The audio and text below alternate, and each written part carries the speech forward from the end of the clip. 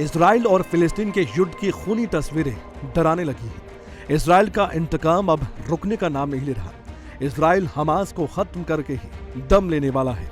दुनिया को डर है कि इजराइल के इस इंतकाम में कहीं फिलिस्तीन का नामो निशान मिट ना जाए। इजराइल और फिलिस्तीन के युद्ध को आज पूरे 10 दिन बीत चुके हैं और इन 10 दिनों में इजराइल ने फिलिस्तीन की शक्ल सूरत ही बदल दी।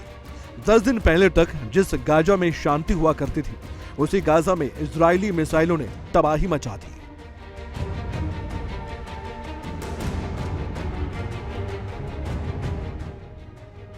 इजराइल के हमले से गाजा के अब तक 2600 से ज्यादा लोगों की मौत हो चुकी है। हर दिन इजराइल की सेना गाजा पर ताबड़तोड़ बमबारी कर रही है। गाजा पट्टी पर इजरायली सेना डेरा जमाए बैठी है। मीडिया रिपोर्ट्स की माने तो गाजा में 10 लाख लोगों ने पलायन ही कर लिया।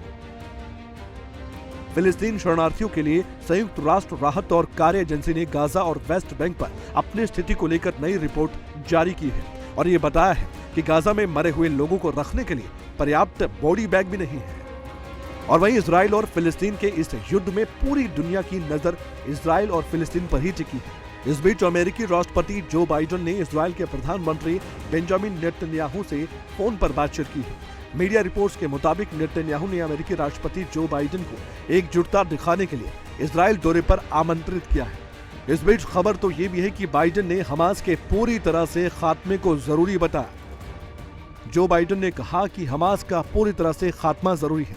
साथ ही उन्होंने ये भी कहा कि फिलिस्तीन राज्य का रास्ता भी साफ होना चाहिए।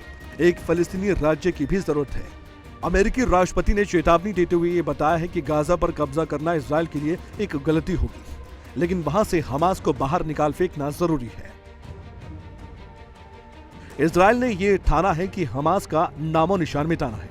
इसी लक्ष्य के साथ इजरायली सेना लगातार आगे बढ़ भी रही। लेकिन इस बीच कुछ खबरें ये भी सामने आई हैं कि इजराइल ने युद्ध विराम करने पर सहमति जता दी है।